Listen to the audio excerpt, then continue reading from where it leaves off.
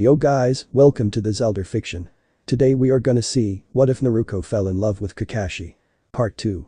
If you end up liking this video, please consider subscribe, so without further ado, let's get into the video. The days that followed were seemingly endless as the village continued with its restoration. Villagers took longer now to do their tasks, their efforts were distracted by the state of their beloved hero. They knew that she would encourage them to continue in spite of hardship, and as such, they did their best to persist. Naruko's room was never empty. Ino would deliver a new flower every morning. The blooms ranged from Alstroemeria flowers meaning friendship, more peonies for health, and gladiolus blossoms meaning strength. Neji, Lee, and Tenten came in afterwards and filled the room with chatter so that the woman was not left in silence. Tsunade would sit with Naruko and tend to her so that Kakashi could use the time to leave and take care of himself. She would brush her goddaughter's hair and clean her skin, and before dusting her pale cheeks with blush. She had hoped that the rouge color would return some life to her skin. Kakashi would use the time to shower and bring Naruko back small parcels of Konoha, be it a stone from their favorite training grounds, pebbles from the rivers, or wildflowers from the surrounding clearings. He knew that even in her stagnant state, she would not want to miss out on the village and all it had to offer. He would place the valuables on the tables throughout her room, lifting the grayness from its dreariness by bringing the world to the woman who could not rise to see it. Sakura soon found the strength to not weep every time she entered the room and sat beside Naruko to tell her about her days, the way the two teammates once did daily over tea at 4 in the afternoon. Sasuke would come with her, keep a steady hand on the pink-haired woman's shoulder, and stand resolutely behind her with eyes trained on his teammate. The stoic-faced Uchiha would nod once in Kakashi's direction before exiting. It was the only sign of acknowledgement the two spared one another. Choji would bring Kakashi lunch. Shikamaru would force him to play a game of shogi before ruffling Naruko's hair in his departure in a last attempt to spike her ire, enough to forcibly wake her. Shino kept a beetle under Naruko's pillow and continually evaluated her chakra levels in an attempt to derive abnormalities amidst the constant surveillance. Oftentimes Neji would return to her side to analyze both the beetle and Naruko, ensuring that nothing went awry. Kakashi would track him with a lazy eye, feigning distraction in order to let the young Hyuga do his task in peace. Hiba did not show again, but Akamaru came to snuggle the sleeping girl during Hinata's visits to keep Naruko warm. Hinata would arrive in the late evenings and read to both her and Kakashi, lulling him into a light sleep. She would squeeze the back of Naruko's hand in an attempt to instill her strength into her companion and beseeched her to wake soon. Konoha was wilting in her absence. A night passed and all others were nestled into their homes. Kakashi would stir from his slumber and proceed to press his forehead to the back of Naruko's hand. He would count her pulse, press a kiss to the vulnerable skin of her wrist, tuck her in, and breathe her name against her forehead. He would then fall back into his chair, heavy in his defeat, and sleep in the same beginning posture, head to the back of her hand, as if he were a sinner begging for mercy. Though he woke with cramps in his muscles and agony muddling his joints, he could not sleep without her hand enclosed in his own. It was both his salvation and his penance, and he endured his sentence religiously. It was with this quiet desperation that Kakashi maintained his watch. Naruko was worsening with the passing of each day. She was thin, too much so as he could see both the bones in her wrist and the exaggerated hollows of her collarbones.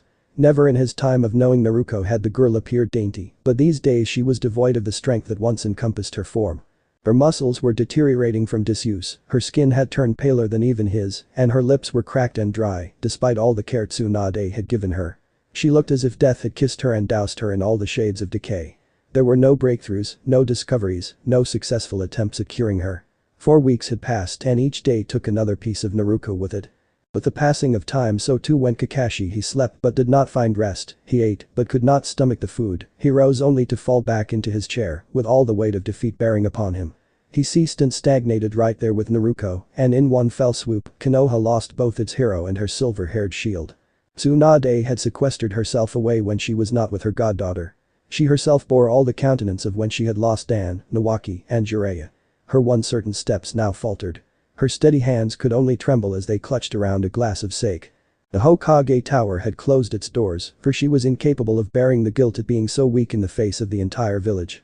Konoha lost its hero, her shield, and now their leader, and the gravity of the situation threatened to undo the village from its core. Every day became more daunting than the last, every moment felt more futile.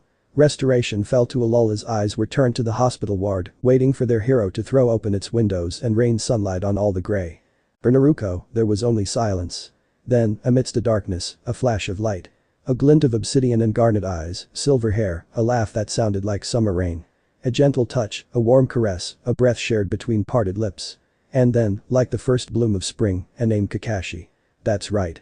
She had a date, no an outing, with Kakashi. She had to be careful with what she labeled it, she reminded herself, otherwise he would scare away. She didn't want him to scare away, for without him she harbored an aching, a longing, and with him she was whole. She was happy. That was before the darkness, before her world went black. But the room spun beneath her feet, her eyes couldn't focus. Startled, she called out for Kurama, her voice breaking mid-heartbeat. He was falling from her, away from her, further into the darkness. She extended her arms to reach for him, to catch him in his descent. Her tan fingers were swallowed by the abyss, then her wrist, her elbows, and soon there was naught but black. Now here she was, displaced amidst the memory. She knew she had to find Kurama, understood that it was the only way to get out of this place, but she couldn't pull herself from the darkness enough to do it. She opened her mouth to call out for him but choked around the emptiness. She would rise to her feet only to sink further. All her attempts at rescuing herself failed, the energy bled from her fingers, all strength seeped from her bones.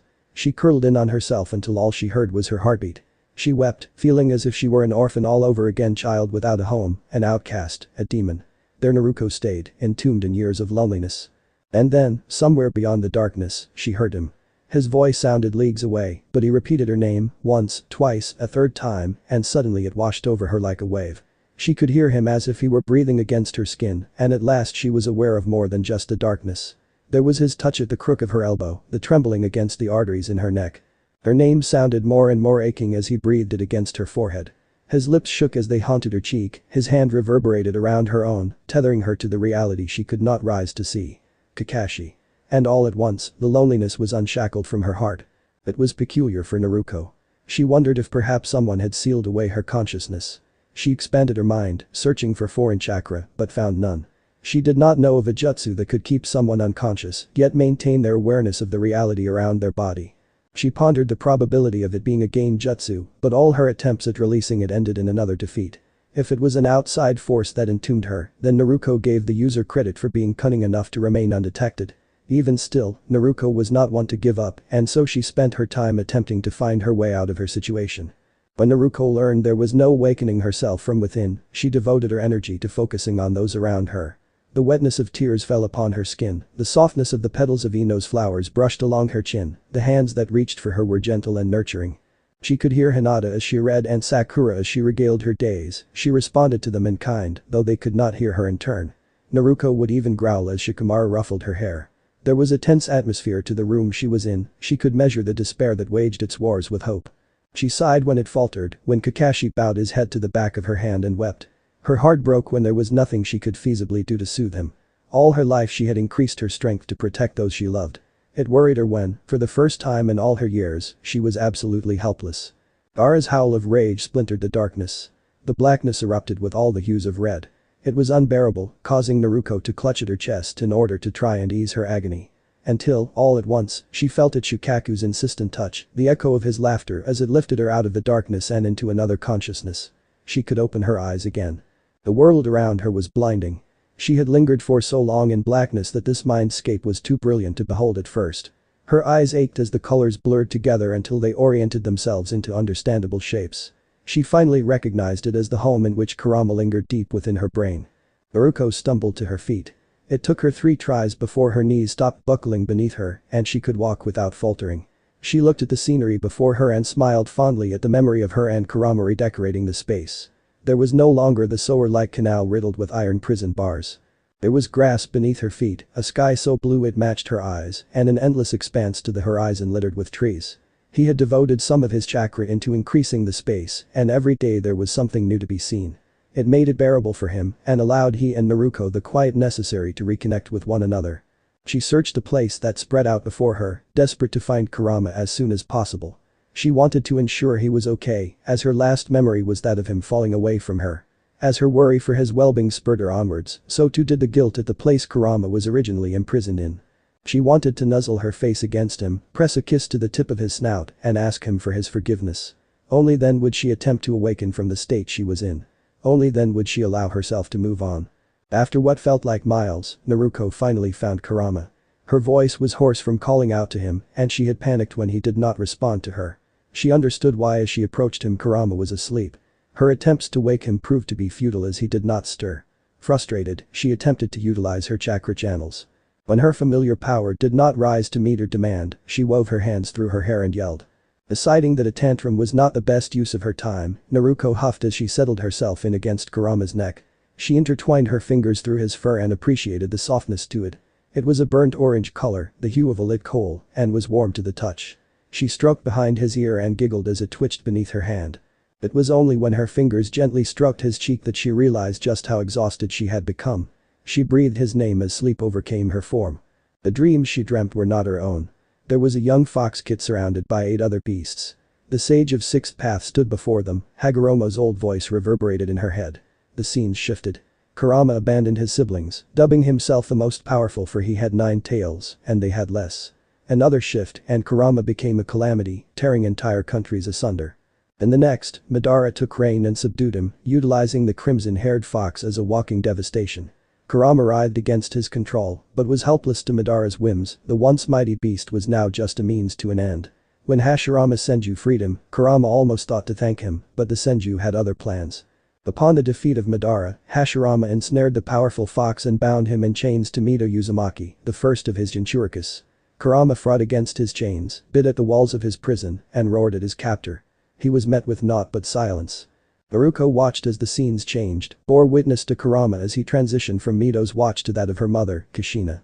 Again, Kurama was bound behind bars and entombed in silence. Naruko could not fault the fox for turning so cold, he had nothing but his hatred to keep him company as the years passed on. She, too, would have succumbed to hate and malice had no one acknowledged her. Her musings came to a jolting halt as the sound of a startled cry ripped through the dream. She gasped at the scene before her. Kurama's claw pierced through both of her parents, a baby wailed as blood rained upon its innocent skin. Her mother's hair fell forward as if it were reaching for the infant, her father choked upon impact. His golden locks went still as his chin landed on her mother's shoulder. His smile pooled crimson, his eyes went dim. Naruko gasped, extended her hand to reach for her parents, only to pull it back against her chest. She fell to her knees, brought her palms to the side of her head, and shook with all her might to erase the memory. It hurt too much, she wept, it hurt, it hurt. The memory dissipated. Kurama was before her, his countenance held naught but remorse. He wove a tail around Naruko's form in quiet apology, beseeching her to open her eyes. When she finally looked at him, he found that he could not bear the horror in her gaze. His usual steady voice was tight with guilt. "I can't move past this moment," he owned, his words trembling with each syllable, as if the very act of speaking was enough to break him. "I see all the ways in which I failed you, and it didn't matter back then." A pause, and in the distance a howl resounded the ceiling of Kurama inside her belly, her own seal pulsed achingly at the memory. "I didn't know." He shook his massive head as if he were trying to dispel his actions. "I didn't know, Naruko." The giant fox placed his head between his paws, shielding his face from his keeper before him. "It is all I see." His breath shook as he tried to quiet his despair. "It is all I see now." Naruko's eyes fractured, those brilliant blue orbs held all the tumultuous depth of the Caspian Sea. She witnessed it firsthand, the very moment the life left her parents, their blonde and crimson hair still had not fallen still before the light left their eyes. What a sacrifice, she mourned, her parents for a demon no reasonable person would ever agree to it. She didn't make the choice, she wept, she didn't make the choice. And now, she wondered, how would she ever unsee the death of her parents? How could she erase a memory that stood stark amidst the darkness behind her closed eyelids? She dug the heel of her palms into her eye sockets, desperate to displace the image. It remained blinging as ever. Her heart crumbled to pieces in the hollow of her chest, her breath caught in her throat. A distant whimpering echoed in her ears, the sound foreign to her brain. Her hands fell from her face and rested helplessly by her sides. She blinked once, twice, and focused on the visage before her. Kurama's ears were backwards, his face was contorted in pain. His massive shoulders shook with the weight of his agony. He was crying. Naruko gasped around his name, scrambled to her knees, and reached out a quivering hand that found its roots in the soft fur of his face. She pressed her lips to the space between his eyes and repeated a broken mantra of, "Oh Kurama," over and over again, her own voice wet with sorrow. How sad it was to her that the entire time she only beheld her own loss and never once considered the toll it took on Kurama. He, the ember-hued fox robed in eternities of power, bound to a human mortal that never once looked his way for 3 lifetimes. To have been ignored so long, to have been silenced, how desperate he must have been to acquire a shard of freedom, how misunderstood and feared he must have been when all he craved was a head turned his way and a listening ear. Look how far such attention had gotten them. He was uncaged, he stayed of his own volition, and he helped her, guided her, nurtured her. Kurama was her constant companion, her unyielding friend, her dearest confidant.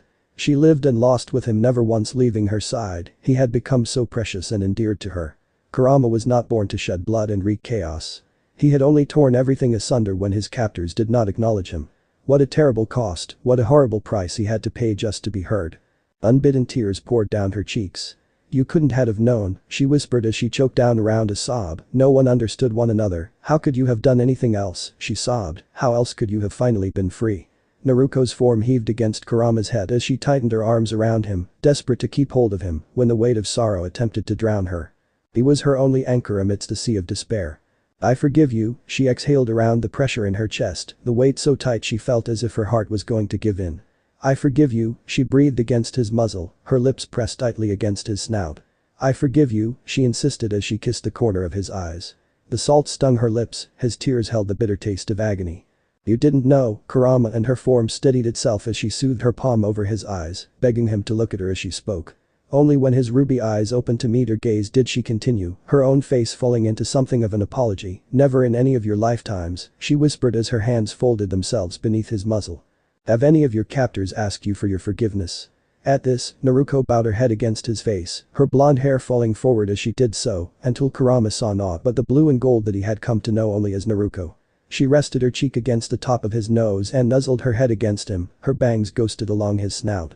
"I am so sorry, Kurama," she uttered as her tears fell into his fur, the wetness making itself known as it met his skin. "How lonely it must have been," she croaked, her voice oppressed by a quieted sob. "How cruel we were," and at this, she hiccuped as the torrent of her sadness opened the floodgates. She shook against him, cheek pressed to the top of his giant maw, her tears cascading down his jaws wept. For though Naruko found a way into the coldness of Kurama's heart, she could not find it within her own to forgive herself and all those that came before her for how they had treated him. Kurama's keepers were no better than the villagers were to her, and she could not fathom entire lifetimes of that isolation. It had nearly done her in when Kano had disregarded her. It was no wonder that Kurama had torn everything asunder. Kurama stared disbelievingly at the woman weeping over him. Never in his life had he ever envisioned a human, let alone a mere child, apologizing to him for all the years of his imprisonment. She hadn't even grown into her years before she had saved the planet. He would never forget her blue eyes gazing into him, stark and cool amidst the chaos of an ending world, as she smiled and extended her hand to him and promised they would get through it together. He was so undeniably proud of his keeper when she sealed Kagaya and lifted Sasuke from the same tinge of hatred that he himself had lived in. How blinding she was to look at, how brilliant, how transcendent. He reveled in the knowledge that his power was her power, how they shared both in a symbiotic relationship, that should Naruko do so much as will it, the entire world would die beneath her feet. He never thought that he would ever aid a human to fix it, to mend the planet they utilized for their own needs, to soothe and heal broken hearts. She did it as if it were an art form, as if the very heartbeat of life resounded loudly in her chest and radiated outwards to all those who gazed at her. He, Kurama the nine-tailed Bijuu, the walking calamity, had handed a mere human child his own heart. In those dawning moments as the small girl wept over his form, Kurama came to the realization that he had loved her with all the certainty of his lifetimes. He had found his home in the wailing infant who grew into a beautiful woman with sapphire eyes and a toothy smile, with a presence that filled an entire room, with hair as shining as a setting sun. He belonged with her, he belonged to her, he would give the rest of his time to keep her safe. "Naruko," he sighed around her name in an attempt to garner the weeping girl's attention. "Naruko," he tried again, his voice more insistent the second time around.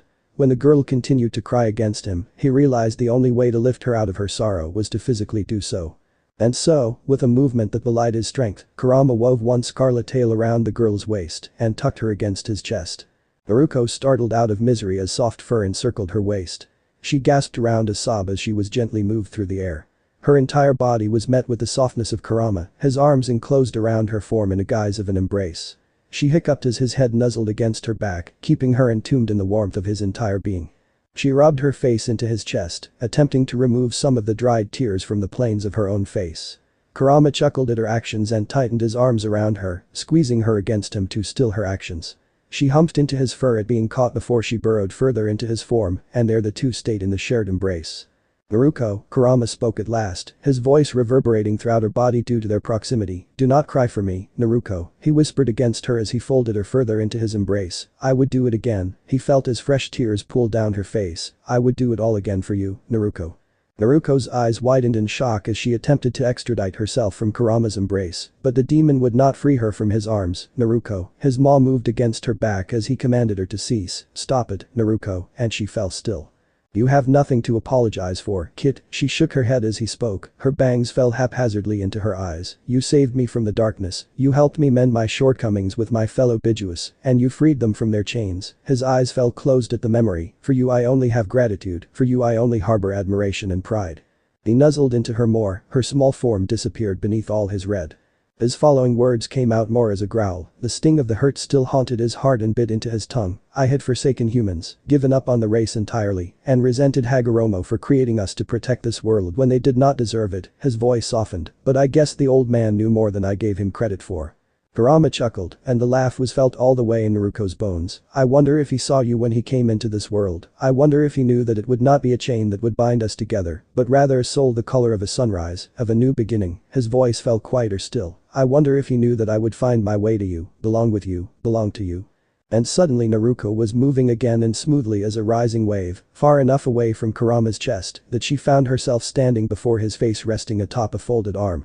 His crimson eyes were tumultuous as they met her own. I cannot give you back your parents, Naruko. At this his gaze reflected only regret. I have been storing my power and partitioning some of yours. I have been amassing chakra and keeping it from you, he confessed as he wove a massive claw around her cheek, its eyes dwarfing her lean frame. Naruko's eyes widened as comprehension washed over her. If he had been taking her chakra and storing his own, it would be impossible to function. It would explain why she had fainted and why she could not wake from her comatose state.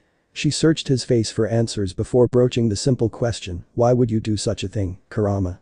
His fingers twitched against her cheek, tangling themselves in the heavy mass of her hair. I cannot return your parents to you, Naruko. His voice sounded heavy in her ears, but I can send you back to them. Naruko's world spun out of focus as she stepped away from his touch. What she gasped as she shook her head, what do you mean, Kurama? Her eyes welled with fresh tears, such a thing is not possible. Kurama nodded in response, I have found a way. His words that followed were grave, it'll take all I have, but I can do it, I will do it for you, Naruko. He moved a claw beneath her chin and lifted it, beseeching her to look at him. When her eyes finally opened and met his own, he spoke, I can send you back, you can live the life you've longed for. His voice was barely above a whisper now, a life with your parents, Naruko. The tears fell unbidden from her eyes, her jaw clenched around a sob that tore at her throat. Her sorrow pooled against the claw under her chin before falling down her neck. Her breath hitched before she trusted herself enough to open her mouth. Her words sounded far away from her, naught but an echo, and what she exhaled, and what of you, Kurama? The claw beneath her jaw fell as if he needed to distance himself from her. Suddenly he felt leagues away though he was right before her. When he spoke, she was startled that he had heard her at all. Without me, he breathed, his words were foreign in her ears. Without me there is no claw buried in your parents' bellies, no demon inside your own stomach. His explanation resounded hollowly in her mind, as if he should not be speaking at all, as if it was wrong to even listen to him. You will grow in a life without hatred. You can save those you love. His voice fell quiet, a slow but steady haunting, as if he were already gone. You can be happy. Naruko flinched as if she had been struck. A hole sat agape in the pit of her chest, a loneliness so consuming that it threatened to devour her. It felt akin to drowning all at once. She held her future in the palms of her hands. She could save Sasuke's clan, could preserve the life of the Lord Third, prevent the loss of her darling godfather Jiraiya-sensei. The possibilities were limitless before her, all those she lost could return to her again. Why did the idea weigh so heavily in the hollow of her spine? Why did it not awash her with happiness? She lost the strength in her knees as they buckled under her. Her descent was quick, silent, and without reprieve. She knelt before the giant fox, his eyes downcast as if he could not bear to see her. Naruko's golden hair sunk against the floor, a stark contrast to the darkness around them. She could not muster the strength to speak when everything in her ached with despair. She had lived a life of turmoil, waged her wars with hatred, sacrificed so much of herself to save those she loved. She had lost many, so many she and Kakashi would stand before the memorial stone and mourn in quiet misery. She carried death like she carried the future squarely upon her shoulders. It marked each of her steps, left its stain in the shadows beneath her eyes, lingered in the pit of her nightmares like a ghost that never slept. But she had loved deeper than she would have ever believed possible. She had found the purest form of strength. She had tapped into the deepest recesses of her power and increased its capacity. She had done what all those before her could not do and mended the bond between human and Biju. She had all of their powers flowing through her very own veins as the sole remnant of the 10 tails, and she had healed the wounds that tore her and Sasuke apart. The two of them had made amends for the mistakes that had entrenched the deepest ley lines of history. For the first time in all of its existence, the world had finally known peace. She, too, had learned the serenity of peace. Silver hair gilded platinum in the light of a waning moon, a smile as soft and gentle as the down of a pillow. A touch that could wield lightning, that burns at a mere brushing of her skin, a warmth unknown to her before. Eyes the color of a glowing coal, obsidian and crimson that only seek her gaze. An embrace that feels a lot like coming home. A soft place to fall in the wake of the chaos that surrounded her daily. And then Naruko reflected over the woman she had become amidst the Rekage and the undoing. She had been born into an isolating hatred, a horrifying loneliness that rendered her more volatile in her rage. So too had Kurama, for he had years of resentment to heavy his anger. But they had grown together, learned together, endured together, persisted against all those who threatened to tear them asunder. There was never a moment in her life that she did not have Kurama present, and the reality that she could live life over again without him cast a blade into the belly of her heart. She realized then what she did not know before: she had loved Kurama as if he were the last of her family. In the past, her mother and father sealed their chakra into his prison to keep those gates closed. At releasing him from his chains and melding the two of their chakras, so too did she feel the presence of her parents. In all her days, the one chakra that never left her side was that of Kurama's. She understood, then, why the idea of losing him hollowed out her veins. He was as integral to her as the very beat of her heart. Without him, she'd be nothing. All at once, Naruko felt warm, as if all the hurt in her life finally made sense. The loss and the agony and the suffering only served to deepen the depth of happiness and love in her heart, only served to anchor her hope. It was what gave her the strength to save Kurama from the fate that once lied before her, had she not discovered her Nindo. Without Kurama in her life, she might not have beheld the capacity to save the world.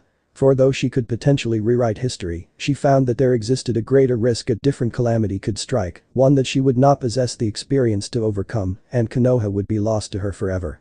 It was not worth it, not at the expense of Kurama, regardless of how dearly she had longed and missed all those she loved. She could bear it all so long as she had Kurama within her.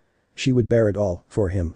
She rose from her knees and walked over to Kurama once more, his ears twitched at the sound of her footsteps. She knelt beside him and soothed a gentle palm over his closed eye, as if she were catching fallen tears.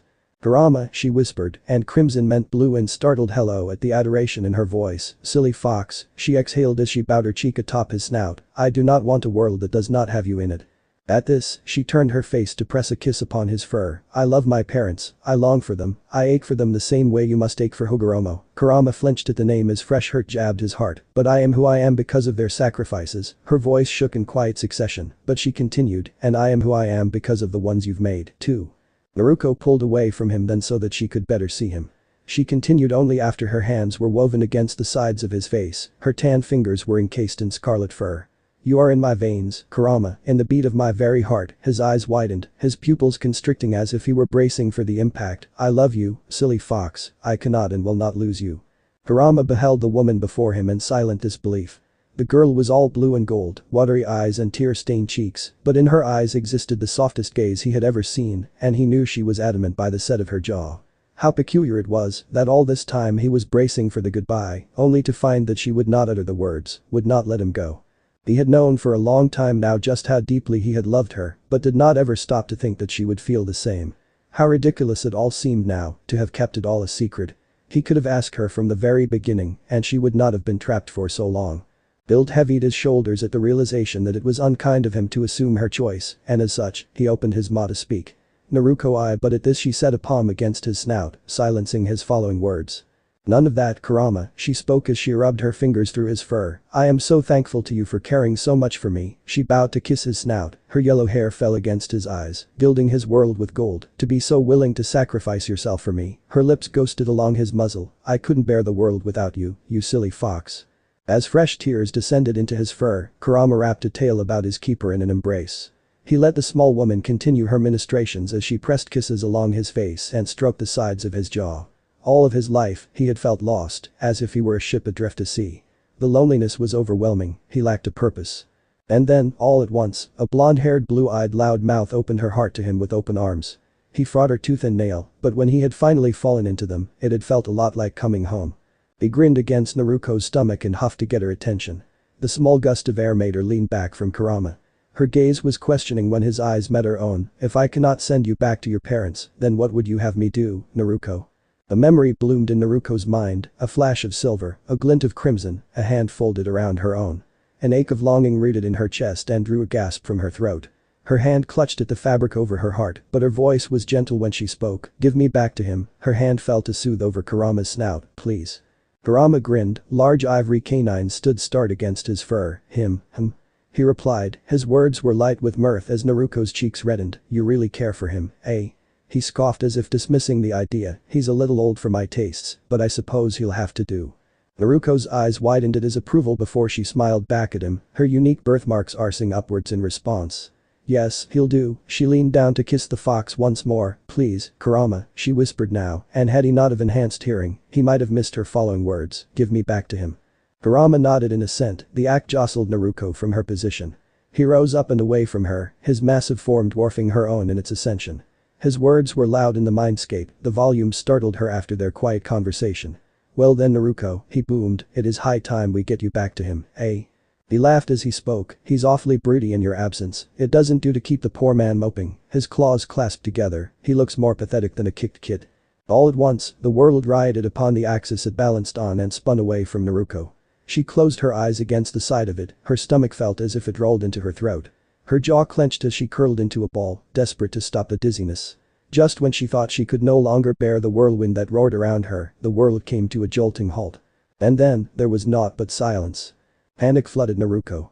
She worried that something went awry, that Kurama's jutsu didn't work, and that she was back where she was when she started this entire ordeal. Fear poured across her veins, her heart ricocheted against her ribs, and a high-pitched ringing sound resonated in her ears. She wanted to cry, she wanted to scream, she wanted to find Kurama and tell him it went wrong. She gripped her hair in frustration and shook her head.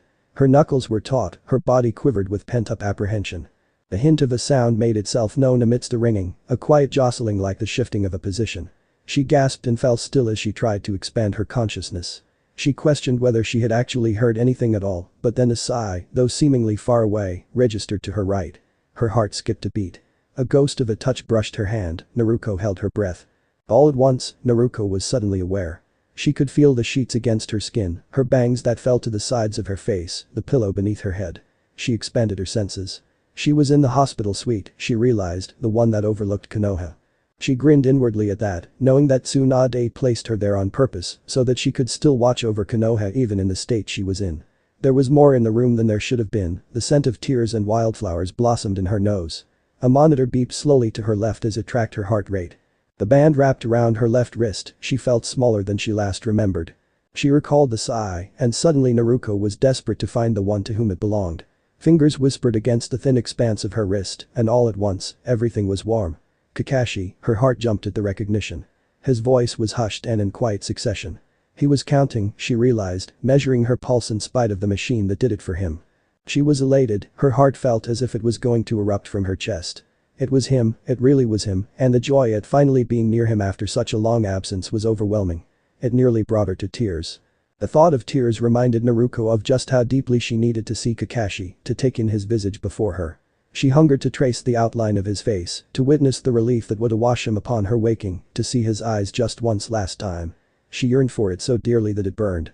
She fought against the unconsciousness in sheer desperation to behold the man she loved once again. She felt it then, as if she had been drowning, but finally came up for air.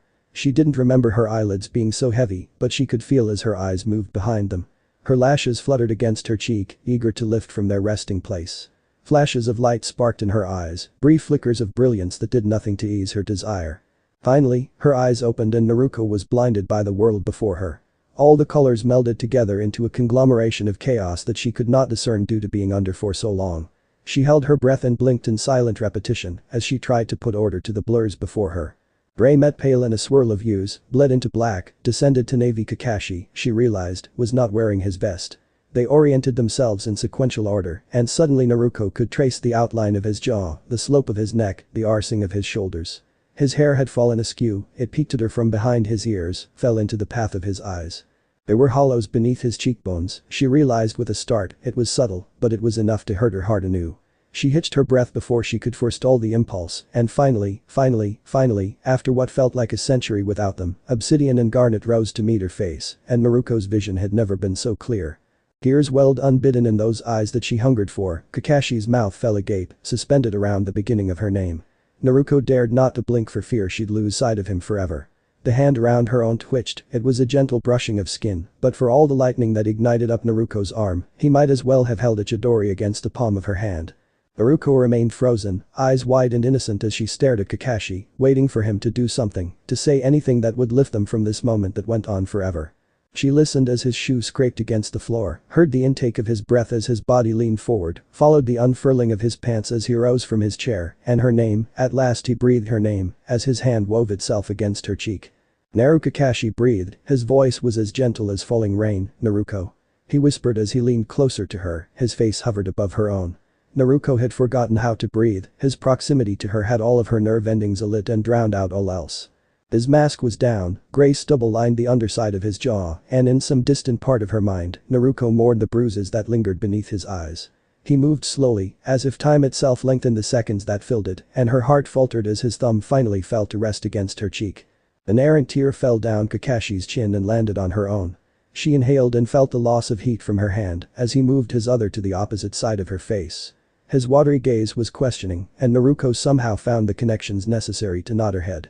She did it once and something came to life in Kakashi's eyes, something that irradiated the darkness that had haunted them.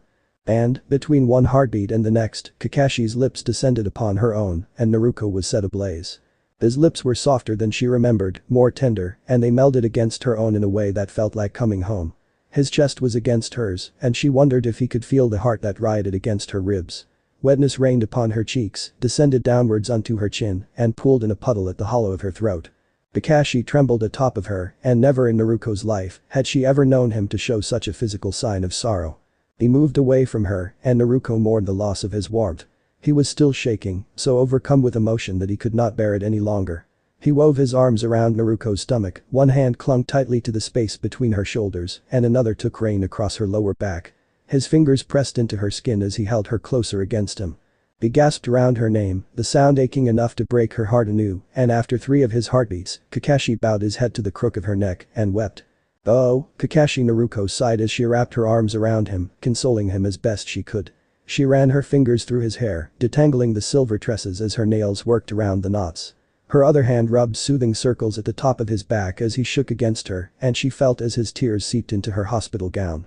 There Kakashi," her voice was still hoarse from months of disuse, but she spoke anyways, determined to let him hear her. "It's okay, Kakashi, I am here," she repeated, "I'm here." She tucked him further into her embrace and whispered gentle reassurances to him in hushed succession. Her eyes stayed trained on the man she held so dear to her as she pressed kiss after kiss along the crown of his head and nuzzled him with her chin. She continued like this until his body ceased shaking, too spent from the ordeal to uphold it any longer. Even as he fell still, Naruko could still feel the tears that ran down his face, could still smell the salt that tinged Kakashi's scent with sorrow, and could still hear the quiver to his breathing. Naruko warred with both relief and remorse, relief for having him back in her arms, and remorse for the misery she had caused him. "You can't blame yourself, kid," Kurama's voice echoed within her mind, distracting her from her self-loathing. "It was my jutsu that took you from him, it was not your choice to leave him." Naruko frowned at his words, for though they were reasonable, they did little to ease the guilt that heavied her chest. Noticing this, Kurama spoke again. "He could not love you, you know," he scoffed around the words, as if such feelings were beneath him.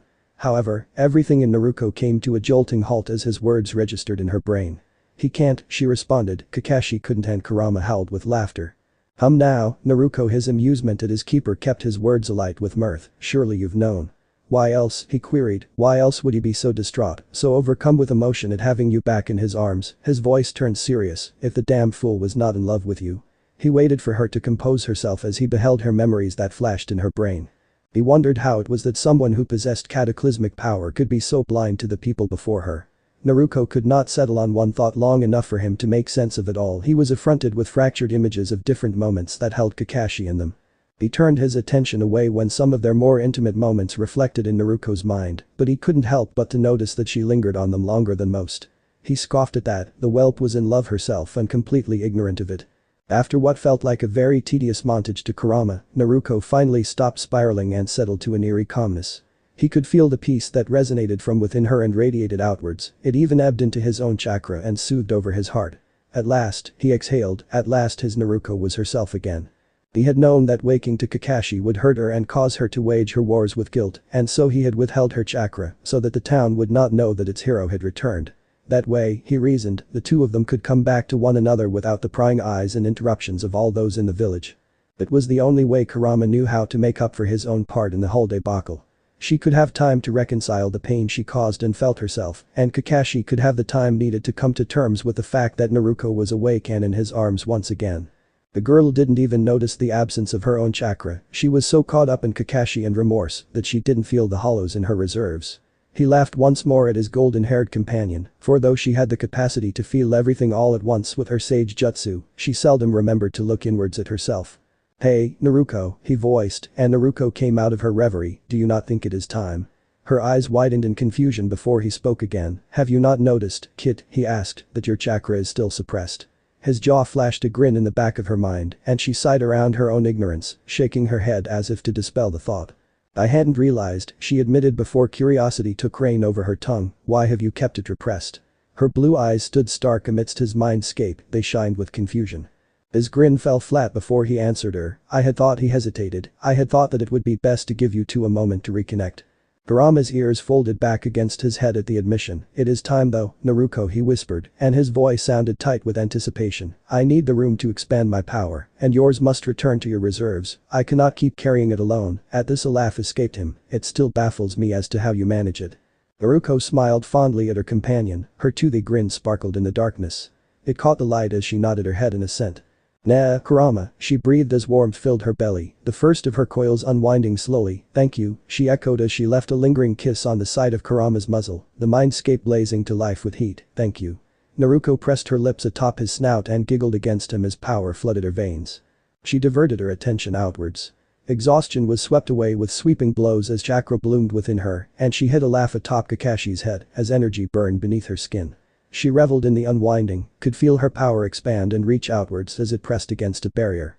It pushed and rioted against it, swirling with such kinetic force that it warmed the marrow of her bones. A gasp, and the barrier broke as if a dam had been breached. Naruko's tarnished hair imbued itself with sunlight, winter was dusted from off her skin, and color once again took reign over her form. The hollows her cheekbones lifted themselves as spring pedaled upon her cheeks, staining them with the vitality of a rose. Her dried lips stitched themselves back together as health once more restored Naruko to her former glory. Her cracked nails aligned themselves in perfect crescents, the muscles in her thin hands were taut once again. She flexed them experimentally, delighted with how they moved as if they had never fallen still. But chakra returned her heightened senses. Kakashi's hair was like cool silk as it yielded to her fingers.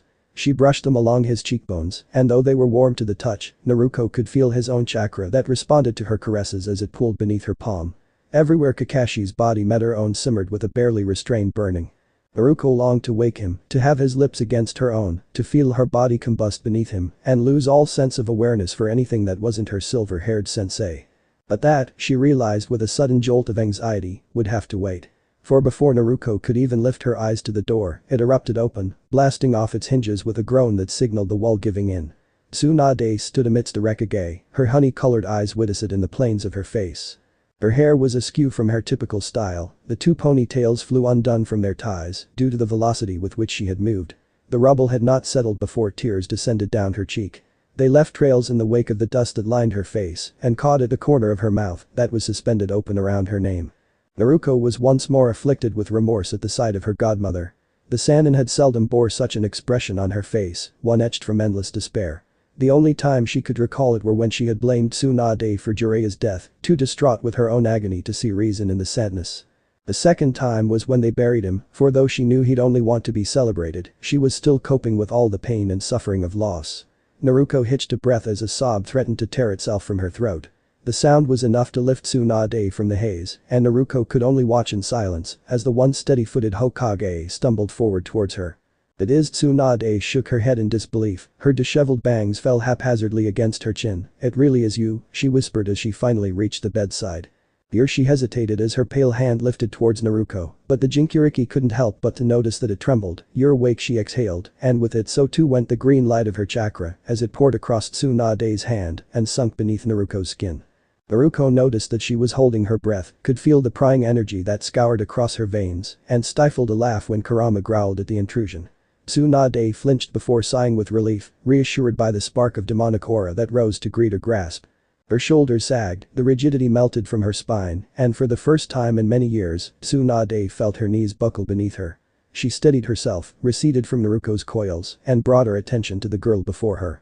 She had not noticed Kakashi laying along the small girl, dwarfing her frame with his own tall one. He had his head buried into her neck, his white hair hung close to his scalp, and he was quiet in his sleep. Had she not had such keen medical senses, she might have missed the almost imperceptible rise and fall to his back that signified his breathing. She offered a small smile of gratitude to the scene in the bed, for she had fretted over Kakashi as often as she had Naruko. She was helpless as she watched him waste away and heard each of his nightmares. She had kept track of his power signature just to ensure he did not falter too far from her capacity to save him. Seeing him in such a deep sleep, with a face devoid of the frown and despair that often colored it, soothed over the last bundle of angst that turned over in her stomach. Her eyes finally moved from Kakashi's form to settle in Naruko's own. She traced the blue depths and was elated to see the bruises beneath Naruko's eyes, and the hollows to her cheeks had left her goddaughter's form. The K did not douse her flame any longer, she was as brilliant as the day Jiraiya dragged her sorry butt to a drunken Tsunade's door. Naruko blushed becomingly underneath her godmother's gaze and hid Kakashi's face from the Hokage's eyes with a sweeping arc of her hand. The elder woman caught it in its descent, and Naruko utilized the opportunity to imbue her own chakra into the grasp. Tsunade's pale skin glowed from within. The rouge to her face soothed into an even complexion, the bags beneath her eyes sunk back to the rise and fall of her cheekbones, and her hay-colored hair regained its luster. The wrinkles left Tsunade's skin as if they had never existed to begin with, and the diamond atop her head glowed with renewed chakra storage. Naruko let out the breath she was holding and smiled at the woman before her, alleviated to see that Tsunade's hands had ceased their shaking. Tsunade squeezed Naruko's fingers before leaning to kiss her goddaughter's forehead. As her lips met Naruko's skin, she spoke in hushed whispers, "Welcome home." She hid an errant sob beneath the following words, as acting Hokage in the interim, Tsunade's voice turned cool and serious, like the glint of a blade, "I forbid you to ever leave again." At this, Naruko nodded immediately, but the act was stilled by Tsunade's hand that settled on the side of her face. The legendary Sannin bowed her head and left a lingering kiss on Naruko's cheek. Naruko registered fresh wetness upon her skin, but soon that was all she was left with. The Hokage's warmth ebbed from her cheek and was replaced with the tender wisps of smoke that announced her departure. Naruko grinned in the silence that followed, content to have assuaged the worry that had plagued Tsunade's form. Seeing her revitalized had reminded Naruko to tend to Kakashi's own suffering. With a smooth gentleness that was atypical of her usually brash movements, she slowly rose from beneath him just enough to have his head rest against her stomach. She returned her fingers to the crown of his head and combed down the hair she had displaced. Her hands glowed in all the colors of candlelight as she transferred her energy to Kakashi. She felt closest to him like this, with her senses expanding alongside his own. His channels were sluggish to respond, but soon they, too, yielded to her loving touch. They opened and Kakashi sighed in his sleep, his breath tickling the thin hospital gown that covered her. He nuzzled her stomach as if sensing she was helping him, and it sent jolts of electricity throughout her body. It caused her chakra to jump, and it quickened its pace in Kakashi's channels. She eeped against him, mumbled a silent apology, and renewed her focus on restoring him. She watched as his gray skin glowed with renewed vitality. She had loved his skin tone, the color reminiscent of freshly fallen snow. It was peculiar that it was always warm to the touch, that something so pale could burn so slowly, as if lightning itself was barely restrained in the hollow of his veins. The light bled into the supple curve of his lips, melting the chapped pieces back in place and rendering them smooth once again. She was fascinated as the darkness beneath his eyes bled away from his form, replaced instead by the softest white that she had ever seen before. She ran a loving thumb over it, brushing the pad of it along the down of his lashes, and reveled in how beautiful he looked when he was at peace. Kakashi exhaled and leaned into her touch, effectively trapping Naruko's hand against his cheek. Errant strands of his hair tickled the backs of her fingers that rested beneath his ear, drawing her attention away from his face. The gray strands turned silky against her touch. It was as if she was staring at the night sky inundated by clouds, the light dark, gray, and unreachable. Her chakra had been the wind that swept the clouds away, and she was enraptured at the sight. His hair was glowing, she realized, as if imbued with the light of the moon itself. The breath caught in her throat, her eyes sat wide and frozen and trained upon the man before her. Never in her life had someone looked so resplendent, so angelic, that she worried that if she blinked, he, too, would be like the moon and wane from her world forever. She tightened her grip around him, the hand splayed against his back trembling with unconstrained apprehension. She needed him, she realized, more than she needed anyone else. The thought of it tore at her heartstrings and reaped fresh tears from her eyes. Kakashi seemingly sensed her distress, for he stirred from his slumber. His form was blurred before her, but she could make out the hesitant opening of his eyes, a flash of crimson and onyx, and the whole world tilted on its axis. A sob caught in Naruko's throat, she shook her head to quiet it, but it tore from her mouth, despite all her attempts to stifle it. She moved her hands to her eyes to wipe away the torrent of tears that escaped her lids, but they were caught in a firm grasp. She gasped in defiance and yanked against Kakashi's grip but yielded as she felt him move against her. Akash, her growl of frustration was for naught as Kakashi silenced her with a kiss that tore the stars from her sky. It was feverish, it was blistering, and Naruko felt as if she had fallen straight into the belly of an inferno. Her chakra was still ebbing from Kakashi, receding back into her as the jutsu finished, but with it came Kakashi's lightning affinity that electrocuted her nerves all at once. She felt his lips pry open her own, and she yielded to him then, too. She had missed him, she startled at the realization before all thought disintegrated from her mind. His tongue found its way to hers, and Naruko drowned. It was desperate, it was hungering, it was never enough. Each movement left Naruko craving more, each sweeping action left her insatiable. Kakashi had fisted his hands in her hair, and Naruko clawed her fingers into his back. Kakashi pulled away only for a breath of air, and Naruko tightened her legs around his hips. Amidst the breathless moans, Kakashi held her name upon his lips. Naruko thought nothing tasted so sweet. She gasped in turn, desperate to swallow more of him, his kiss, his tongue, his breaths, until there was no oxygen left in her lungs, and she thought she would rather die from loss of it rather than move from Kakashi. He, however, had different ideas. Kakashi moved from her, his breath intermingling with her own. He pressed another kiss against her lips, softer this time, less wildfire and more relief. After another kiss, he bowed his forehead against hers. Gray and Garnet met Sapphire in heady hello, and Naruko could only watch as the emotion swam in the eyes before her. She was never good at understanding people, but she knew Kakashi intrinsically. She beheld lust that pooled warmth in her belly, admiration that brought a blush to her already flushed cheeks, happiness that bloomed a grin upon her lips, and relief that reflected her own. At last his eyes settled on a seriousness that cooled her to her bones. She was still pinned beneath him, he was so close to her that every breath she took harshed her ribs against his own. But the look on his face made her hold it as if she was bracing for impact. Noticing this, his eyes softened and revealed to her a desperation so deep and earnest that her heart immediately skipped a beat at the sight. "You can," Kakashi whispered but stopped, swallowing around a cry that threatened to undo him. "You cannot," he tried, and this time his words held the gravity of a setting sun. "You cannot do that again, Naruko." And water pooled in those eyes she loved so much, eyes that stared beyond her own, as if he could see her soul, and was demanding it never leave him again. She nodded because she could do nothing else, because words would ruin the enormity of the situation. She nodded because she needed to make sure she entombed the promise in the hollow of her bones. She needed Kakashi to see that she understood, that she would rather die than to leave him again. His eyes half closed, she stole a hand from his back and gently caught at the salt that trickled down his cheek. Her thumb settled on his scar, his eyelashes brushed along the tip of it, and Kakashi allowed Naruko to guide him to another kiss. It was an eclipse, not a wildfire but a slow and steady burn, as if the two of them were melting together to become a whole. Naruko gave everything she had within her over to him in that moment, for there would be nothing of her left should he not be with her. She loved him, she loved him, she loved him, and she needed him to feel it, needed him to recognize it, needed him to entrench it in his own heart. She loved him, and all else could be damned because she would never part from him again. He must have understood, must have heard her unspoken oath, for he nodded against her lips without parting from her, settled himself closer against her, and kissed her again and again and again, until he had given her the last of the air in his lungs. It was only then, when all else had been spent, that Kakashi moved away from her. His eyes held what he could not say, not yet, not in a room he and she had all but disappeared in. But Naruko saw it, Naruko felt it, Naruko tasted it, and it was the sweetest of all her undoings. Kakashi kissed her forehead, removed himself from atop her, and stole his gaze from her to behold the rising sun. It was dawn, she realized, but she was not looking outside. She was busy remembering Kakashi in this moment, with the gray light soothing over his features. She wondered if he would ever seem anything else but otherworldly, if she would ever find him to be anything less than beautiful. She memorized everything there was to the man before her, he who looked as if he belonged to the moon. As if sensing her musings, Kakashi turned to look at her as a small grin played at his lips. The early morning sun haloed around his form, and Naruko's heart faltered in its depths.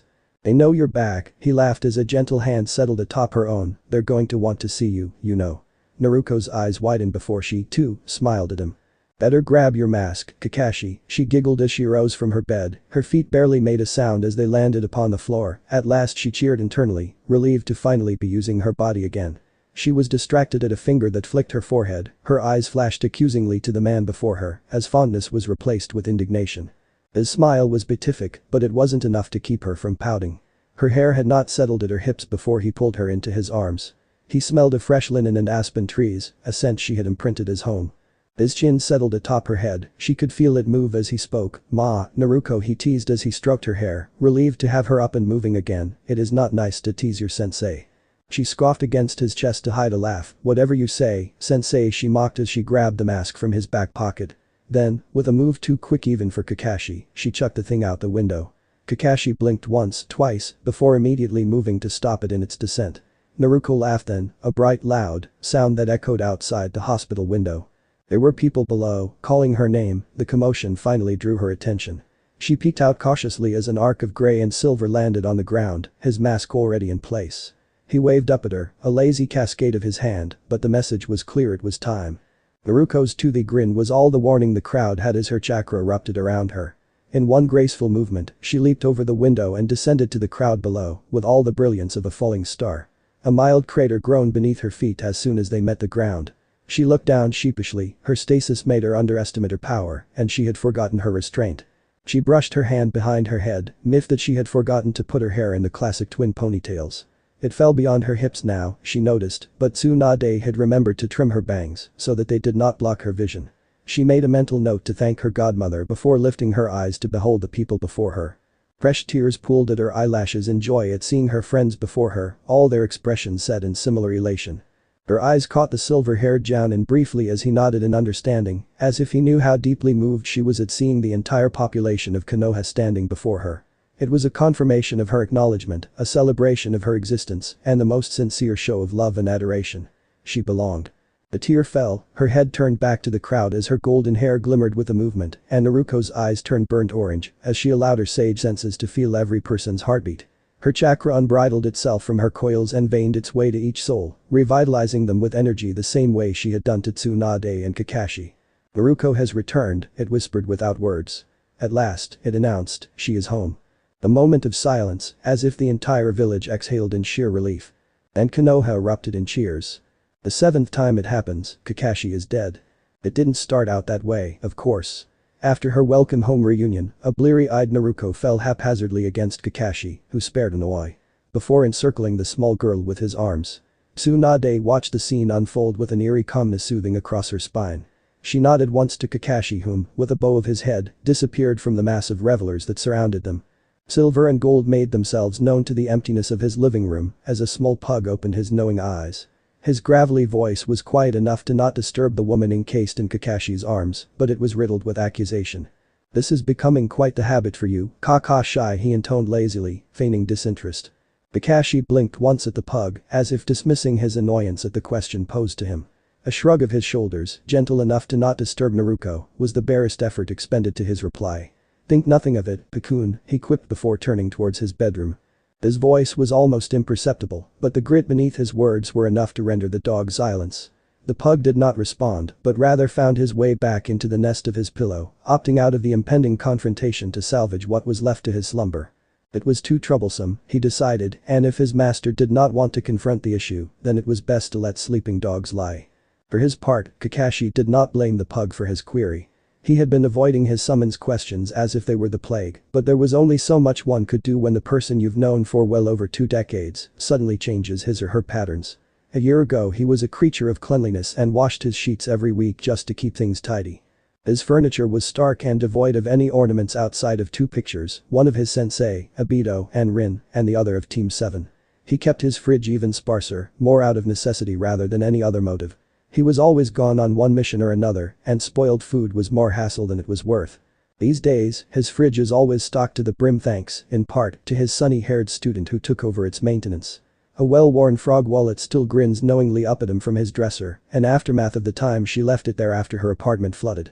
He had thought to return it, and even attempted to do so before she grinned a blinding smile and said it looked happier on his dresser than in her pocket. As if sensing his incoming insistence, she showed him a newer, mark-free one stating that she had already replaced the darn thing. "It makes sense to leave it there," she declared, and as quickly as it had begun, the matter was settled. A succulent grows upon his windowsill.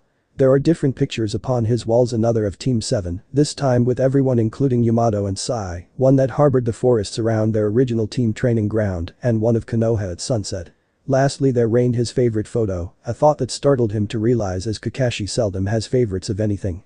There it ruled atop his nightstand, depicting a scene of peace. Naruko, asleep against his shoulder beneath the shade of a tree, his own head slightly bowed in similar slumber. The shadows softened the usual stark contrast of the two of them, and in such a picture, Kakashi could almost see the future, a taste of happiness, a heart filled with love. Sakura must have seen something similar, as she was the one who took such a photo after accidentally stumbling into the clearing in which they resided. She framed it and bestowed it to Naruko as a gift, along with a note that mischievously said "caught you." And Naruko had never seemed so giddy and so flustered all at once. Kakashi does not know when or how exactly it ended up on his nightstand, but could not help but to grow fond of it, and as such, it remained. There are errant hair ties lining his floor, hiding between his couch cushions, haunting the darkness of his drawers and cabinets. He has long since given up on trying to collect all of them, the disarray and chaotic spread of them reminds him too much of Naruko's own boisterous qualities. An orange toothbrush sits in the cup next to his own. She has a spare uniform in his closet. In his cupboards, he has more raiment than he could ever feasibly eat alone. There are orange marigolds in his garden. The most damning of all the evidence, however, is that which he was folding the girl in question into his bed. The sheets had not been washed since she first laid in them, a fact he would kill anyone for ever learning. The only one exempt from such a fate is the dog that snores upon his couch, for he was too fond of him to ever justify the guilt that would follow the act. But as he tucks Naruko in with a care that belies his own reputation, he cannot find it in him to garner annoyance at the realization. Somewhere amidst the whirlwind of their newfound closeness, he imprinted her smell as home. It is in his clothes, in his couch cushions, in his towels, everywhere that he goes, there she is, fresh on the nose like blossoming flowers and wild wind, like spring in heady bloom. It is only fitting that she is in his pillow, in his comforter, in his bedsheet. She belongs there, here, with him. As he brushes her bangs to the side of her face, careful to not wake her, he is hit with the full force of understanding.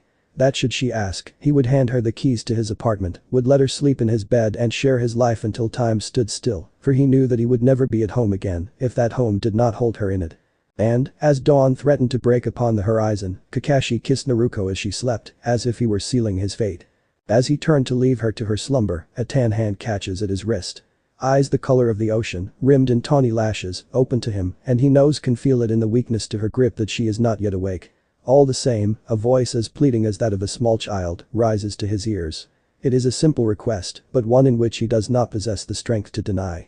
Stay, she beseeches, but cannot last long enough to ensure he follows through. Her eyes close, her hand almost falls from his wrist before it is caught in his own.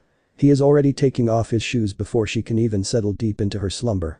Kakashi crawls in beside her, sighs in relief when she turns to nuzzle into his chest, and once again wraps his arms around her form, tangling one of his hands in the silky tresses of her hair.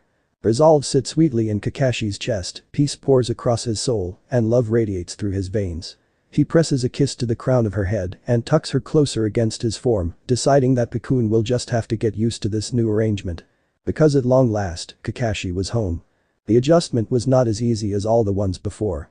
They would say it was accidental. Kakashi's closets just happened to harbor the orange of Naruko's spare jacket, an extra pair of her sandals, that summer dress from their first outing together. Her pajamas were replaced with his shirts, a fact Kakashi could not find fault with. Her orange towel hung on his rack. It just made sense they were adjusting from the trauma. Cocoon found it in himself to garner enjoyment from the boisterous blonde in her quieter moments, which were found more often in the calmness of Kakashi's apartment. Her nails managed to hit the perfect spot behind his ears. Where Kakashi's pets were gruff but riddled with affection, Naruko had a gentleness to her touch. It was as if she had forgotten that he was, in fact, a summons.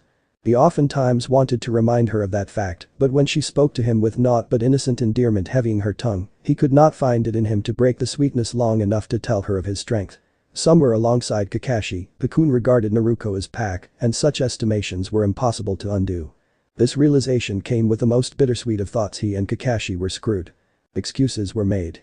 Naruko was still adjusting to her newfound strength, and Kakashi had to keep an eye on her to ensure she didn't overdo it.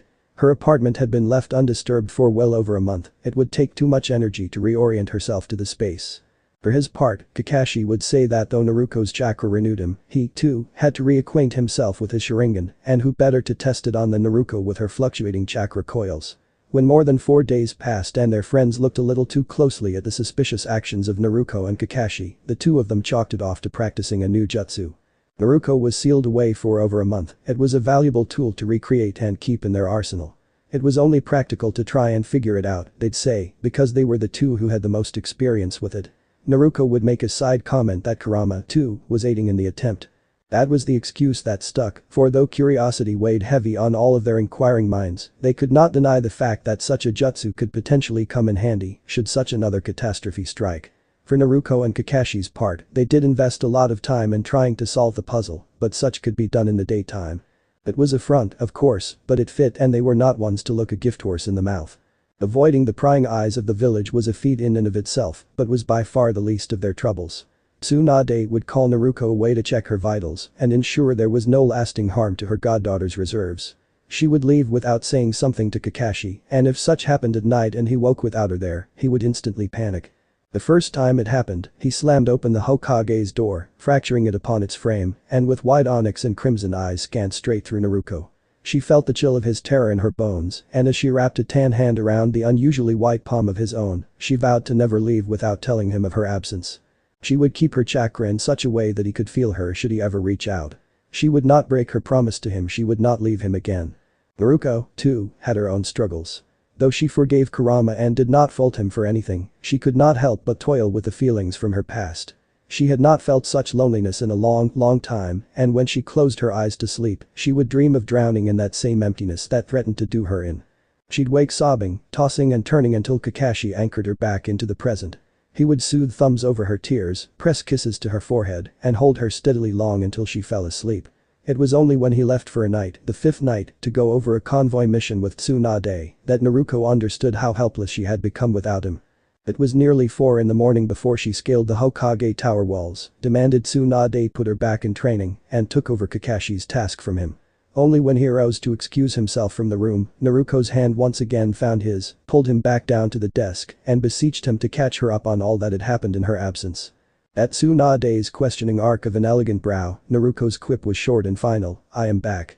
It is time I act like it." Tsunade nodded her head far too innocently to ever give way to the smile she hid with the action. She had known of the budding relationship, had understood the challenges that would arise with adjusting from losing one another, and had set out to give them the time necessary to recover from the aftermath.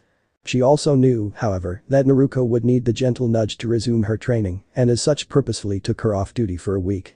Her goddaughter might enjoy downtime, even more so when all of her time was spent with a certain jounin, but she knew how best to get the both of them back to active duty. Take them apart for just one night, and Kakashi would endure because he's honor bound, to an extent, she added, but Naruko was too hot-headed and stubborn to allow for it. That is how she found herself with the morning off, with her darling goddaughter once again doing her work for her. She entrusted Kakashi with the rest of it. She had worked non-stop for 5 days, she needed a drink, or 2, or 10. Still, as Tsunade ordered 2 shots of sake, no one could miss the smile she wore on her face as she downed them. Naruko was home, Kakashi was back to his old self, and it looked like Konoha could finally be at peace. Whatever lied before them could be handled without consequence, and with this lofty calmness, Tsunade ordered another round of drinks, pulled out her wallet, and sat down to play some cards. She had earned the night off, it was high time she enjoyed herself. It wasn't supposed to happen, really. Kakashi and Naruko fell into a routine that soon became well practiced and maintained. If Tsunade needed her, Naruko would leave and ensure her chakra trail led Kakashi right to her. If Kakashi left, Naruko would sense him from miles away. If one had to do an extended mission, Tsunade gave them both the clearance to go together. It was easier that way. Naruko would prep to take over the title Hokage and Kakashi would mentor her in the interim. They grew into their roles beautifully, and for the first time in a very long time, Konoha fell into a calmness that it had not known. Reconstruction was close to finishing, and as a result the entire village was serene. It wasn't supposed to happen. It was like any other night. Tsunade called for Naruko at midnight. Naruko left the bed before soothing a tan hand across Kakashi's forehead, brushing his hair to the side with gentle fondness. He looked as unearthly as ever as the light of the moon pulled across his skin. Her hand lingered there as she reveled at his sight. He truly was beautiful. Longing pooled across her belly, tempting her to ignore Tsunade's request. Though she yearned to follow suit and fall to temptation, duty weighed on her shoulders. With a well-maneuvered and often practiced leap, Naruko alighted upon the windowsill and left the apartment. Kakashi liked cooler temperatures and fresh air, the open window would be welcome and would remind him of her absence. He would reach for her chakra and find her there, and should he decide to stay awake, he'd be welcome to assist her with whatever task Tsunade had left her to do. It was with this quiet montage that Naruko found herself before the Hokage tower. She was still putting her hair up in her classic ponytails when Tsunade opened the door and ushered her inside. It was a silent affair, but one that had become routine. Naruko's tired eyes revitalized with focus as she eyed the pending aid request and with an elegant flick of her wrist, signed the petition into action and set it aside. Unbeknownst to the two situated in the Hokage tower, a shadowed figure, barely clearing 5 feet, snuck along the wall. A snap of its fingers was all the disruption it spared before it blended into the darkness and lost all form. It wove its way undiscovered through the empty streets of Konoha before finding its homage at a house lined with orange marigolds. It etched its way out of the darkness, molding into a form that was more soft than sharp edges, more humanoid in structure. Long tendrils reminiscent of fingers transfixed themselves into a variety of patterns. The ebony felt a tan and gave way to gold, and an aura of unbridled sunlight permeated the air. Kakashi awoke with a start, mask forgotten in the spans of panic. He fell out of bed, landed on his knees, shook with uncontrolled turmoil, as one crimson eye stared out of his window into the abyss of nighttime before him. Naruko was gone. It took only a moment to ascertain the fact. Her chakra extended towards the tower before disappearing entirely. Even in his sleep he had documented her departure. The window was left open, her pajama bottoms rested innocently in the corner she would have returned to crawl back into them, they would have brushed his legs as she climbed back into his bed. His eyes widened, his vision strained. He unraveled his coils and let them search for her. He had no skill with sage jutsu and no practical application to utilize this technique beyond a location device for Naruko, but for once in his life he was grateful for his due diligence as they yielded to him easily and expanded their fingers in search of Naruko. When his chakra extended beyond Konoha's gate and sweat had sufficiently soaked his nightshirt, Kakashi allowed his chakra to recoil. He inhaled in an act of defiance for everything within him was falling to the chaos of fear. Naruko was gone, Naruko was missing, Naruko could not be sensed. It was with a heady desperation that Kakashi flung himself out his window, breaking the windowsill in his stead. An errant thought reminded him of his mask in his haste, he barely had a second to reach for it as he jumped. Clumsy hands fastened it around his chin as he raced towards the Hokage tower. If she were to be anywhere without him, it would be there. She would not leave him for anything else. She had promised. A gleam of silver flew across the pavement. Cobblestones gave beneath his feet. He defied gravity, pushing himself further with each stride that met the path below. He was 2 leaps away from the tower before a fleeting energy brushed across his face like that of a gentle caress, a beguiling welcome, a guiding hand. Kakashi's face turned instinctively before a flash of gold made itself known amidst the darkness. His feet met the earth in the space between heartbeats. One pump of his chest, and he was gone. His entire direction changed, his velocity increased as he raced towards the origin of such brilliance. He chased blindly, haphazardly, recklessly, paying no heed to the sticks and branches that bit at his clothes. Naruko was gone, but that was the briefest embodiment of her essence. It signaled to him like a beacon, like a lighthouse welcoming him home. He quickened his pace before frustration settled into his frame. He was already tiring, he was miles beyond Konoha's walls, far beyond its reach, and almost upon his knees due to his chakra expenditure. The energy beneath his feet that was spurring his steps dimmed, his pace was slowing down. He was exhausted. His bones were like lead, his feet were heavier still. He trudged onwards at a slower pace, hungering for one more breath of Naruko's chakra, one more anchor to remind himself that she was still here. He should have not pushed himself so hard to reach for her chakra earlier, he should have saved his energy to search for her. He was berating himself for being so reckless. His knees buckled beneath him. He caught himself in his fall. Somewhere amidst his hurry, the skies opened and drowned the land with rain. There would be no sense to track, no trail to follow. And then, all at once, he was mid-stride when he felt it again. Not it, but her. He felt her. And it soothed out the coil in his chest, softened the stones in his belly, brought warmth back to his veins. She was found, at last she was found. He just worried too much, assumed the worst, he had overestimated the circumstances. Naruko was safe, she was just returning from a mission, he had only needed to be patient. But this realization came a sigh of relief, a slowing of the footsteps, an end to his pursuit. Kakashi planted his feet into the mud and stilled, waiting for Naruko to bound through the tree line and announce her existence back into the world. She would wrap her arms around him, she would apologize, she would kiss him hello. They'd return home together. They would shower and crawl back underneath the covers, she would apologize one last time beneath a tired yawn, and they would resume their lives inconsequentially. Their presence neared. His heartbeat quickened as it was wont to do at the mere thought of her. She was coming closer, still. His mouth opened to form around her name. His arms extended to catch her. Just in time for one tan, claw-riddled hand to pierce itself through his chest. Kakashi gasped but did not breathe. He saw but could not see. The world blurred itself to a flurry of gold and green before the entirety of it went black. For her part, Naruko prided herself on her self-restraint. It was well past 2 in the morning before she growled exasperatedly and all but overturned the Hokage desk in sheer frustration. Her mentor was currently sprawled languidly on the faded sofa in the corner of the office, passed out from one too many cups of tea that were more sake than they were herb-infused water. She was left with all the work and very little reward and could not help but to resent the pile of appeals that seemingly mocked her from the corner of the desk. While she took to the task better than even Shizune, she could not help but to mourn the loss of her knight. Had she but listened to her selfishness and gave in to longing, she would have been in the arms of a certain silver-haired jounin, serenaded to sleep by the sweet sound of his heartbeat. She was tempted to leave a shadow clone to finish the work that laid before her, but worried of the lack of responsibility such an act would entail. With another sigh, this one born from defeat, Naruko reached for another form and reoriented herself to the task at hand. At 3:30 in the morning, Naruko caught herself staring absently at the window. A consternated huff erupted from her mouth as her hand rose to meet her chin. She was pouting. It wasn't fair that she should be awake to sign benign appeals that could have waited while a certain blonde Sannin snored the rest of the night away. On top of that, she begrudgingly mused, her other teacher, the one who should have been overseeing these appeals to ensure said Sannin hadn't made a drunken mistake in verifying them, was asleep without her and not aware of her annoyed distress. He should sense her displeasure, wake from his slumber, and rescue her from the monotony of this unending assignment. That is how it normally worked, at least, through a chakra pulsar random instinct. Most often Kakashi appeared within a few hours of her absence and rendered the entire situation far more bearable. When 4 in the morning came and there was still no sign of Kakashi, Naruko felt as if she had aged a millennium. She had somehow managed to endure half the stack of the appeals with barely restrained annoyance, but found herself at her breaking point. The chair groaned as she moved away from the desk with an unnecessary amount of force. Her hair flowed in similar agitation as she found her way to the window before making the signs necessary to summon a shadow clone. If Kakashi was not going to come to her, she would just have to retrieve him herself. She hesitated only a moment to acknowledge the guilt that arose from waking him at an early hour before she squelched such a feeling and instead, he would just have to bear it. She missed him. Her clone reflected such a sentiment with downturned eyes and a frown marring its face before it snapped to attention. A nod of its head, a raised hand in a salute, and a promise to retrieve the target was all it spared before it leapt from the Hokage tower.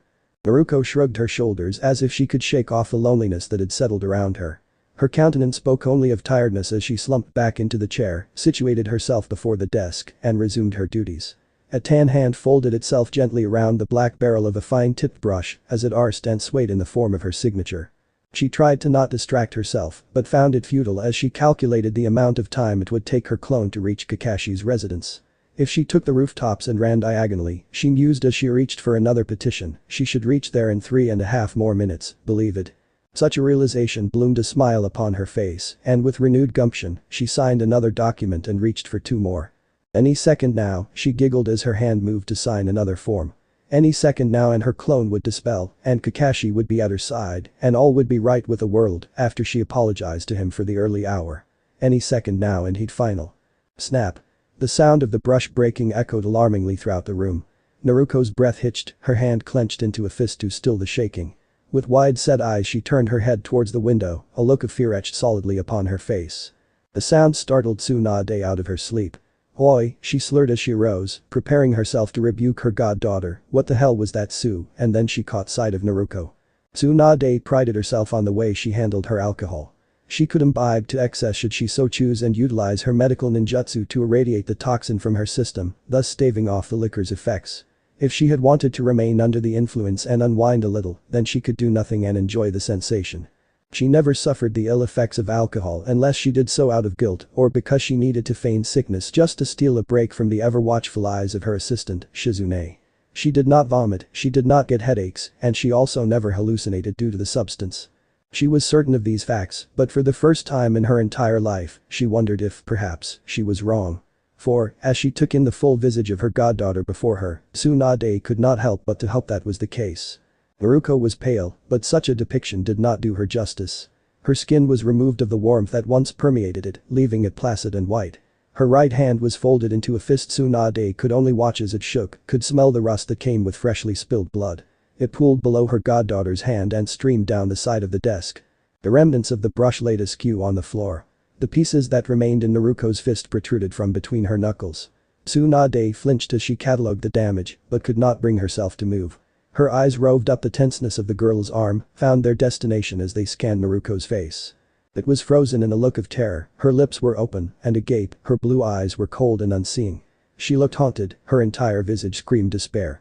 "Naruko?" Tsunade whispered beseechingly, hoping from the depths of her heart that this was some nightmare that she would wake from soon. She straightened her spine as if bracing for impact before she rose to her feet. Trembling hands stilled as they made the shapes necessary to activate her jutsu. Perhaps she just had too much, she reasoned, perhaps she hadn't cleared the sake out of her system. The diamond on her forehead glowed for the briefest second before the light pooled across the rest of her body, dousing her in green illumination. Tsunade exhaled as it sunk beneath her skin, coursed through her veins, and evaluated her blood and its contents. She winced as it registered in her mind there were no toxins, no residual alcohol or any of its metabolites, and nothing to cause any sort of hallucination. Which, much to Tsunade's horror, meant that her goddaughter was, in fact, not a dream and very much terrified. She took a tentative step towards Naruko, careful to not make noise as to ensure she didn't startle the poor girl. She arrived before her, but the sunny-haired blonde did not make any indication of noticing her approach. Her goddaughter's eyes were unfocused, and Tsunade knew that meant she was searching for something, or someone, with her chakra. An orange ring expanded around her blue eyes as her efforts intensified, her entire body stiffened in action almost imperceptible had she not been trained through years of training to notice. Tsunade could almost feel Naruko's chakra pull beneath her feet as it expanded, could almost touch the anxiety that coursed with it. She outstretched her hand slowly, her pale fingers were gentle as they cupped her goddaughter's cheek. "Naruko," she whispered as her other hand brushed along her golden bangs, soothing them to the side. "Naruko, what's wrong?" she questioned with subdued urgency. Her hands haloed around her goddaughter's face, her thumbs brushed along her cheekbones as she gently guided her student's head up to look at her. Naruko's eyes returned to focus as they startled up to Tsunade's amber ones. She blinked once, twice, in confusion before opening the hand that was bleeding profusely. The sound of falling wooden chunks was all that broke the silence before Naruko seemed to return fully to the present. Her face turned even paler than before as she answered. She paused around to swallow as she tried to recall how vocal cords worked. "He's gone," she croaked, the two syllables breaking upon leaving her lips. Tsunade's eyes widened before her palm rested atop Naruko's forehead as she ensured the young girl's wellness. Upon discovering nothing amiss, her hand receded to cup her chin. "Who is gone?" she asked, her voice grim and authoritative in the quiet of the office. Naruko's eyes broke just then, splintered in all the depths of anguish. "Kakashi," she answered, her voice quivered around the name. "Kakashi," she repeated, her voice more fragile than before. "I can't sense him anymore." The Sannin's face set itself into a similar guise of shock and worry as she formed her following question. "What do you mean, Naruko? And, upon further contemplation, is he cloaking his chakra?" At this, Naruko's eyes filled with tears. "No," she breathed, as if she could expel some of her angst with the effort. "No, I can still feel him when he does that. This," she paused as her breath hitched around a sob, "this is different. He just," a hiccup, and the tears poured down her face, "he just disappeared." Tsunade couldn't help herself. Her head turned towards the same window Naruko had been staring through before. She saw nothing, felt nothing amiss. Konoha was quiet in the early morning, night was just barely lifting its touch from the village. The birds were stirring, she could hear them flutter. Before too long dawn would break and welcome her beloved home into another day. It shouldn't start like this, she thought, nothing should disturb such a peaceful morning. The atmosphere changed in the room. Panic gave way to an almost sinister calmness. Naruko's movements disturbed Tsunade from her musings. She had brought her hand in front of her eyes and was flexing her fingers experimentally before she cleaned them against her orange jacket, marring the bright fabric with the macabre scarlet. She pushed away from the current Hokage, the chair making too loud a sound for the intensity of the room, and rose to her feet. Her bangs shielded her face from the Sannin's view as she focused on adjusting her weapons pouch. A steady hand anchored itself around the young girl's shoulder, stilling her actions for just a moment long enough to hear the question that followed. "What are you doing, Naruko?" Tsunade demanded, her voice a mixture of apprehension and concern. When Naruko raised her head to meet the Hokage's own gaze, Tsunade could not help but flinch at the color of her goddaughter's eyes. They were stained in an eerie shade of violet, the first of crimson that bled into the blue. It was startlingly cold and unforgiving, a threat rigid in ice. Tsunade almost stepped back at the challenge, almost lost her nerve, before her shoulders set themselves in all the power that her position gave her and spoke once more. "Answer your superior, Naruko." When her goddaughter spoke, her voice sounded foreign. No longer was there the light-hearted airiness that drew others beseechingly into conversations. Now there was naught but grinding stone, a voice sharp like broken granite. In it Tsunade beheld only one promise, a glint of a blade, an underlying threat, a certain end. I am going to bring him back, she answered smoothly as she flashed a dangerous smile. Her teeth were sharper than Tsunade remembered, her birthmarks more jagged than a few moments ago. Tsunade gulped, unnerved by the girl before her. She was about to restrain her, about to seal her to ensure she would not go out of control, but it was as if Naruko had read her mind. Before Tsunade could even anchor the girl with another immobilizing hand, Naruko released such potent killing intent that the air in the room turned suffocating, causing Tsunade to choke as she stumbled.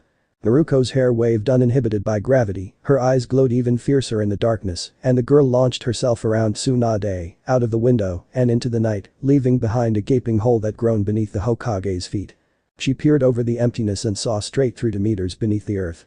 She fell to her knees, no longer able to stand the tension that had accumulated in her spine. She exhaled once, twice, before the air in the room became bearable enough for her to speak.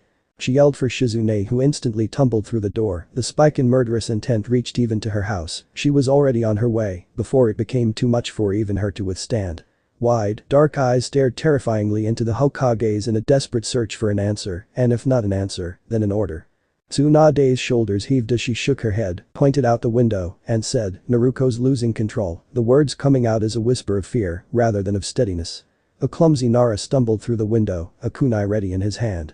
He paused as he took in the scene before him, the Hokage on her knees, Shizune sitting against a wall, both faces in mirror guises of worry. His kunai dropped, clanking loudly on the ground, as he finally took in the state of the office. There was blood on the desk that was against the wall, a chair on its back in similar disarray, and a crater that overtook the center of the room. He looked accusingly at the blonde Sannin. "It's Naruko," she finally spoke, sensing that the Nara heir had enough time to weigh in on the severity of the circumstance. "She is losing control," she repeated, her voice more calm than before, but tight with anxiety. She shook her head again, a method of futility, before she finally rose to her feet. "Kakashi's gone," she explained as Shikamaru moved to aid Shizune. "She said he disappeared, and she looked utterly destroyed." She sighed as her shoulders sagged, heavy in their helplessness, and then, she continued as she moved to the window, the frame was splintered beyond repair, and then she paused, struggling to find the appropriate word. "She changed," she finished lamely. Shikamaru was apologetic upon realizing how much he misunderstood the situation. His voice was a whisper but laden with reverence intentionally, to remind the Hokage that he acknowledged his error in jumping to conclusions. "Can you explain more, Hokage-sama? What, exactly, is wrong with Naruko?" Tsunade met his gaze, but her own was far off, seemingly disconnected, as she recalled the events. "I've never seen anything like it before," she spoke quietly, steadily, but Shikamaru could hear the fear that was etched in her words. "I couldn't even recognize Naruko." The woman before him was no longer one of the legendary Sannin or the fifth powerful Hokage. She was doused in all the years she had came to love and nurture her goddaughter, and that created a softness to her that Shikamaru yearned to shield.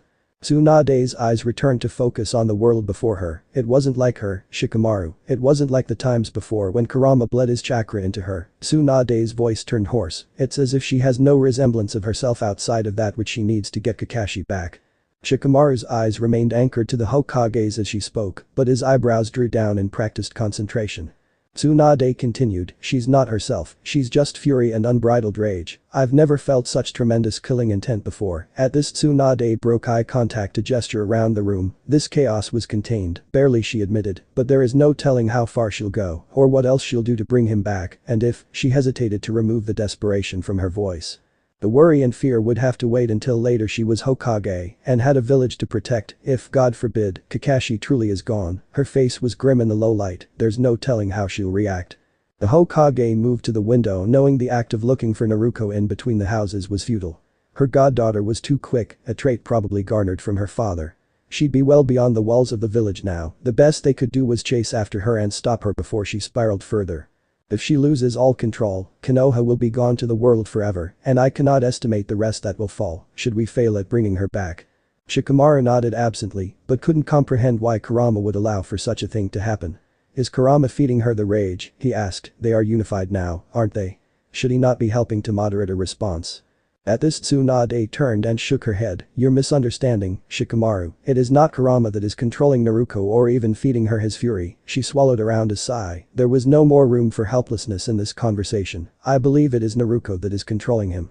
She gazed at the crater in the center of the room, searching for the best way to explain the direness to the situation at hand. Naruko is almost feral, functioning in the only way she knows how to survive. Her survival is entrenched in Kakashi, crucial only because it means getting him back. She explained further, when I tried to prevent her departure, she did not see me. I was not her godmother, not her Hokage, I was not anyone she recognized. Had I not sidestepped, I would not put it past her to go through me instead of around me. Everyone and everything is an obstacle to her, and as a result, an enemy. She's never been more dangerous than she is now. Her amber eyes cooled into a seriousness Shikamaru had not seen in a very, very long time. He dropped his gaze to his feet as he asked, what do we do, then? Tsunade's spine straightened, her shoulders were set back, her chin arched up slightly in an air of authority as she answered him, gather Sai and Ino as quickly as possible.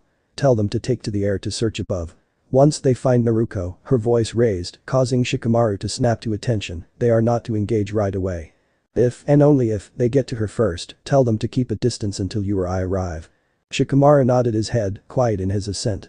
Tsunade turned to Shizune, you are to keep this under lock and key until we return, Shizune. The village must never learn of this, her tone softened unbidden. Naruko has struggled her entire life to carve a home in a hostile environment and has succeeded more than anyone could have ever anticipated. She is the harbinger of peace to this world, she must never be colored in any other shade than that of a hero. Her eyes steeled over again as she stared imploringly at her assistant, promise me, Shizune, that you will do whatever, and I mean whatever, needs to be done to ensure that this command is kept. Upon Shizune's silent nod, Tsunade turned towards the window, freeing the slight woman from the relentlessness of her formidable glare. Shizune leaned against the wall as she shakily lifted a hand to lock the door with a level S seal. Her eyes fell upon the Hokage, her tawny-colored hair blowing slightly in the gentle wind. It was a serene image, one Shizune wished would persist, as the night soothed itself around Tsunade's light green robe. Her sensei's well-manicured hand anchored itself around the bent-out-of-shape frame, before her voice rose to disturb the quiet. It would be the last time before her departure, this request more a plea than an order, hurry. And then the Gondaime Hokage leapt from the tower as the night folded itself around her form, stealing her away from the worried looks of the two she left behind. A moment later, and a hushed goodbye from the shadow user was all the warning Shizune had before he, too, disappeared in a shroud of smoke. Encased in the loneliness of the desolate and destroyed office, Shizune finally allowed herself to fall to the floor, wrap her arms around her knees, and cry. For though she would die before letting this secret be discovered, she could not help but to fear for all those who were trying desperately to keep it. Naruko's prowess could not be matched, her Biju inside of her only added to the calamity that would arise should Tsunade and Shikamaru fail. Naruko, who nearly gave her life to save the world and all those within it, was now putting it at the greatest of all peril. Water-filled eyes lifted themselves to the waning moon. Shizune prayed to all the gods for Naruko and Kakashi's safe return, for should they not, the world that remained would suffer unimaginable and irreparable loss. The end. So how was this part? I hope you like it. And if you like it, share this part with your friends and like the video too. And don't forget to subscribe our channel for daily awesome fanfiction. Okay, it's time for me to go. Bye bye. Percent.